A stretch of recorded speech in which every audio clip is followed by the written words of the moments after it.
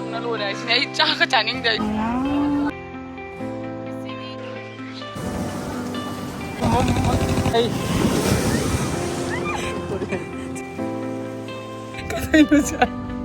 ꯀꯩꯗꯧꯅꯣꯁꯦ ꯃꯐꯝꯁꯦ ꯃꯅꯝ ꯅꯝꯊꯤꯗꯣꯏꯁꯨ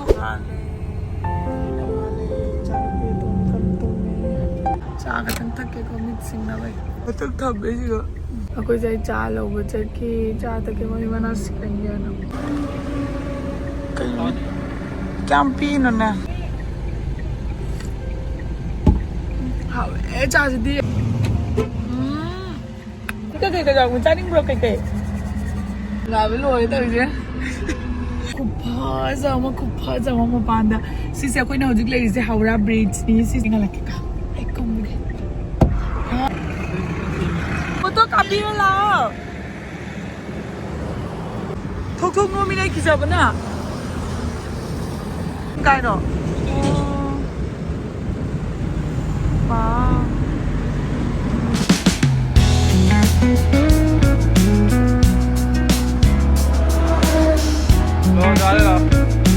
Io occupata ma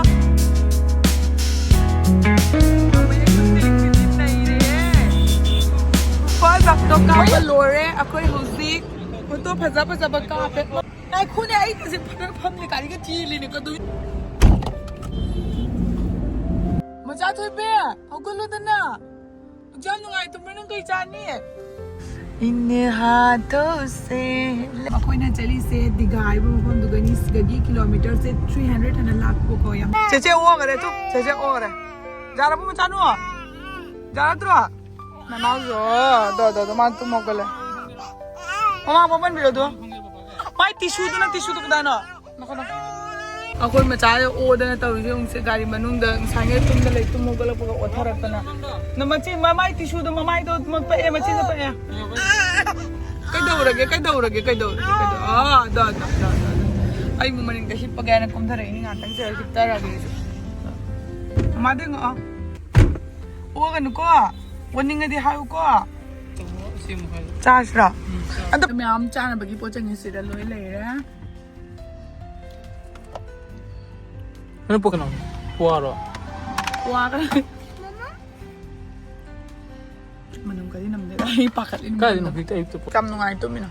happy रगे से खतम खादो जा हारबो पापा चारबो हाउब्रा किलोमीटर चांग तंग है जा कोई कैंसिल हो रहा है जानपी जादरे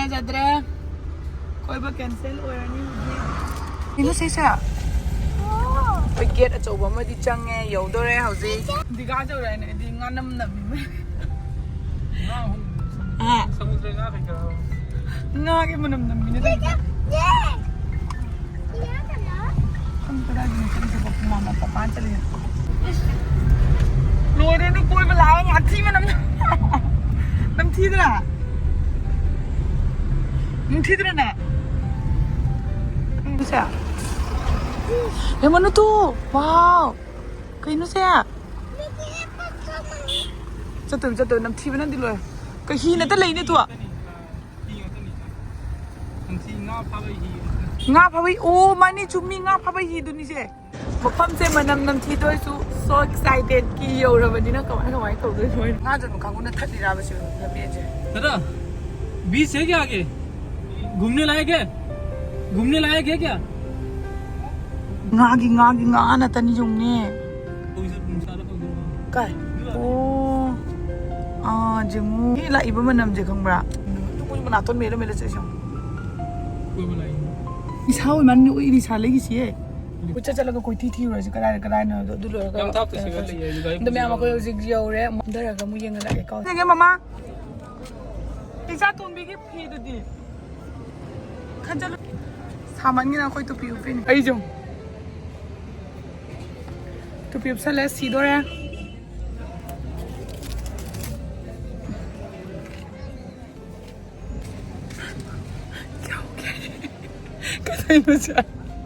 कैसे हाँ फजादा भाई ना ते सियानी आई मुसिन मुदना ꯑꯩꯈꯣꯏ ꯍꯧꯖꯤꯛ ꯀꯩꯅꯣ ꯇꯧꯔꯦ ꯍꯤꯗ ꯆꯠꯇꯣꯏꯔꯣ ꯍꯤꯗ ꯆꯠꯄ ꯑꯣꯏꯗꯤ ꯑꯩ ꯉꯝꯃꯣꯏ ꯑꯉꯥꯡꯁꯤꯔꯣ ꯍꯤꯗ ꯆꯠꯄꯗꯤ ꯀꯤꯖꯩ ꯑꯩꯈꯣꯏ ꯍꯧꯖꯤꯛ ꯌꯧꯔꯦꯕꯀꯣ ꯃꯣꯏꯒꯤ ꯃꯥꯔꯀꯦꯠꯁꯦ ꯉꯥꯒꯤ ꯕꯖꯥꯔ ꯑꯣꯏꯅ ꯇꯧꯋꯤ ꯄꯨꯔꯥ ꯉꯥꯒꯤ ꯉꯥ ꯑꯝꯇ ꯌꯦꯡꯍꯜꯂꯛꯀꯦ ꯁꯤꯁꯦ इलिसागिनी ना इलिस नहीं तो ये इलिस है ना भैया हाँ कैसे दे रहे हैं 800 तक का किलो मुझे बुन खुशी रोसी बुत उन्होंने सिरा क्या वही जानो हंग सिरा ngagi nga na tanga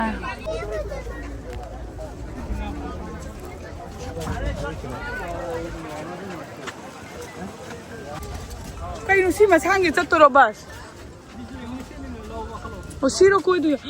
wow kupazama oh wow kupazama iya wow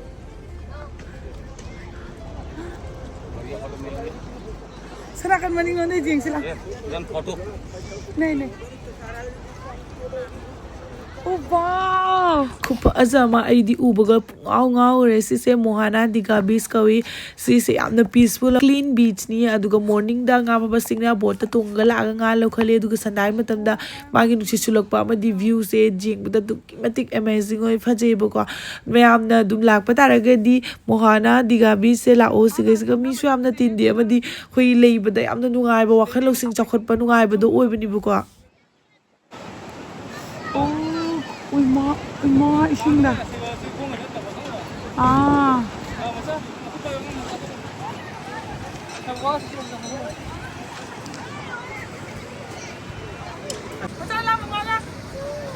चलो पिज्जा नहीं चलो आइए ड्रेस सब भी चला दे इधर लो थोक देना आता वीडियो का पे लो थो कई लो थो आइए ड्रेस ले रख पूरा को दे से थ्री जैसे चाने की तरह गया पुरे लाख दरो म्याम नहीं हम मरी चतु से सिगा अतो हम दा तो 20 म्याम नहीं ओ सी हम सिदा अंदर अंडू वीडियो थो तू वीडियो भेजा दे दरो कौन काफी जानो कोई उसिला हो कौन ला काफी है ताब राइस है कौन खंगु को लो थो काफी है वाला को यान इंज जो nga phana ri nyong sig le nga phana ini opa chamo kya hai photo ka paura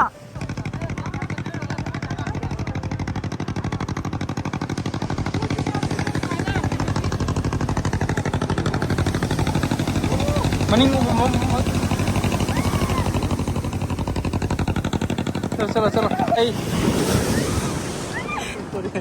चला चलो ऐसे नहीं से कपड़ा लाके capture La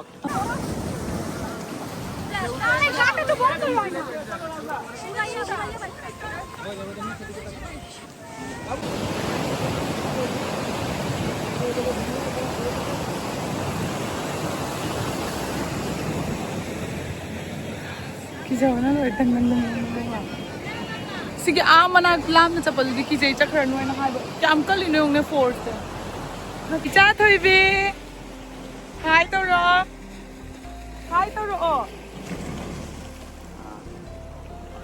ye koi ada ku putra da ki masu ki aba kai nang chatora machanu a nang kai ki chatoi ba ai siga lepam ke duga pai dro ai pai ke du piro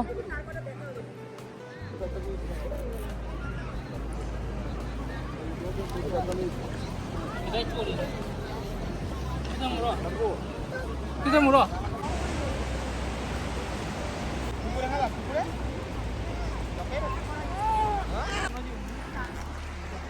Nengya? ada masa tak ru udah gini nang mata dah apa yang baik tu Papai baite.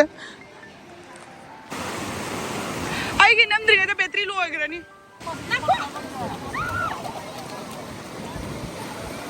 चलो मांग चलो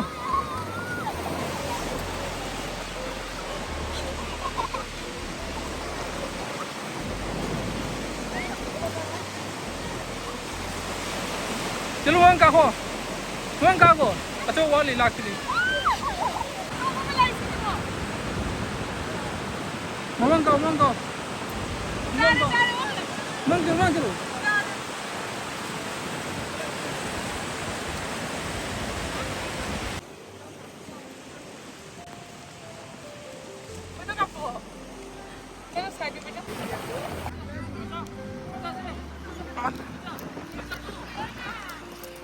Kayo na siya.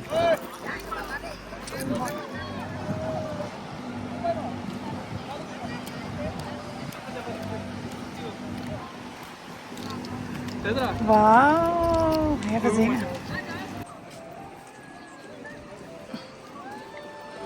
Kaya sa smile ko si side ka tapos doon ko ito ang pamilya. Oldi का न्यूटी का अलग है नहीं ओल्डी का न्यूटी का अलग है और ये नहीं अच्छा 2-3 ग्राम ये 400 रुपये किलो, ये 1000 रुपये किलो, ये 800 रुपये किलो। इधर भी इतना महंगा है क्या ऑर्डर से रानी को आसाम से हम तो आसाम से लॉबस्टर किसे देना लॉबस्टर 900 रुपये किलो। कम बा आधे से कहीं से ऑक्टोपस ला हम हट एक्टिव क्रेप क्रेप ला वो आधे से ऑक्टोपस है कहाँ पे ऑक्टोपस ओ हाँ स्क्वीज पाक को दे अदे तो सीधी कहीं खाजेंगे दे नोसो हाई से उधर नोइसवा इतना महंगा मकान पुनः मकिंग आ ले रहे सिगई सिगा मचानो सी उंग तो कहीं ना तो ऑक्टोपस सी खुचाओ से दिखा दी तांग हमने वो ला पापा मनाक तो ला पापा मनाक तो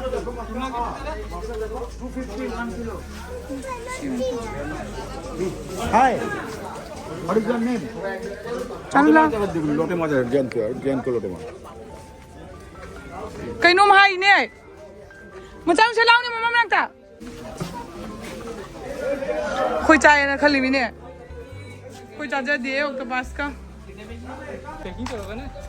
कदाई दोनों को ने पिकनिक चालू दे से हम कहाँ होंगे डब्बा पिकनिक स्पॉट कहाँ है जुंग पुणे भी ना सिग्नल ने फोन साथ में गाड़ी कहीं नो कोई पैकिंग करोगे फार्म को लगा कर कोई गाड़ी नंबर खंग दी सीधी गाड़ी मोई ना खोक तो मिना चसिरा आई गाड़ी तो फम गया अंगांग पीरो कोई हौजिक न्यू दिगा द मुला है सीनम पिकनिक स्पॉट त चतोइने न्यू दिगा की पिकनिक स्पॉट नि आइदो मखा द कुम कुम माइ तो बुद जिंगी कदाइ दनो चाक थोंदो सिना गाड़ी थमम न से लेरगा सा खंद थी पोट पुर का थोंग था बा आदा पुरगा थोंदो बा हम जो जीऊंगे गाड़ी पूरा चचा दे हां गाड़ी से थमता नहीं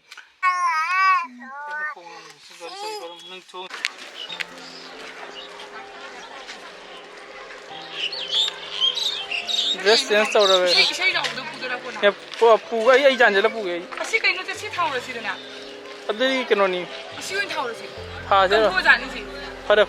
सि ओइन पुजि नंग अमा पुबाइ से वा दोइने बा ए काउ पुरे गाड़ी के कुम दबन त्रा फरे पाइ उने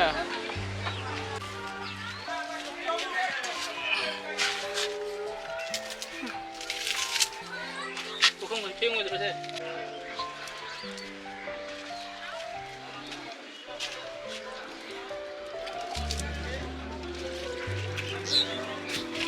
Chanu na nauzo jung. Ayo ziknya ching chang na sis ga gina chama ga pura ga dawi ne ba. Chanu na nauzo jung chanu. ngana ko sana sama sa La mama la. Ya. Ya. Oi ma. Sira wa bana. Sidasu moyama jing udra sidasu ma lai re. Aduga soon da su mayam lai ba ko picnic spot cha. Sida pro sida thong. Sing do ke ngata na ko siga pro. Cha ja I chanu pi se chakla mana lore ma chanu chakla me na tra. Musa ma thanda ki ui ru swa. Sabji ta ghor ta ki loya an se. Apne rai se katang thienge wo ko na pra sabji nei se ka age aduga thong ba hoga lage. Sai.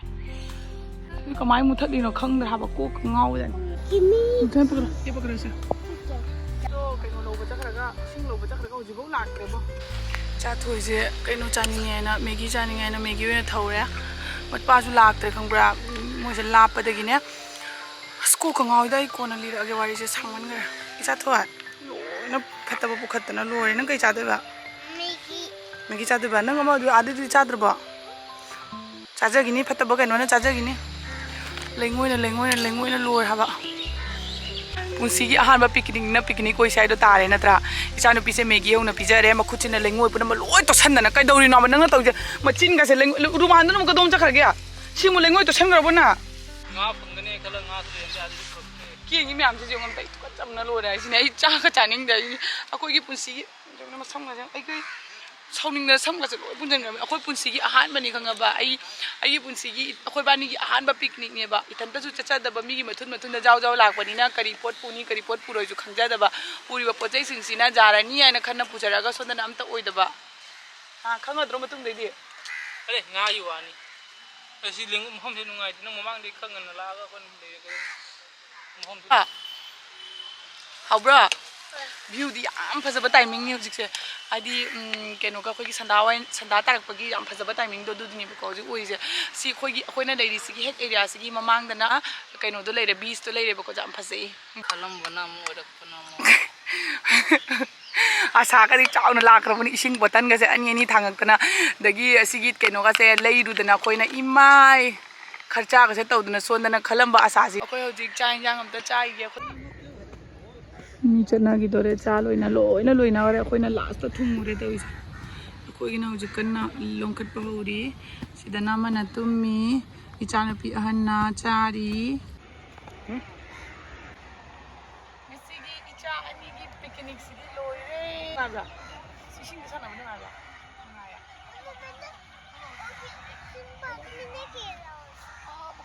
इसे चाचा रे जो चा हन्ना तो जो इचा तो मी देखो इधर हां है हम पानी चांद दे मैं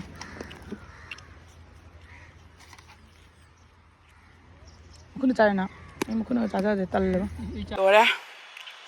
लोरे चावल लोरे कम दो सिगे se lo se talle se हां so ngatung iru ho इरु थोगे कागज खरे ना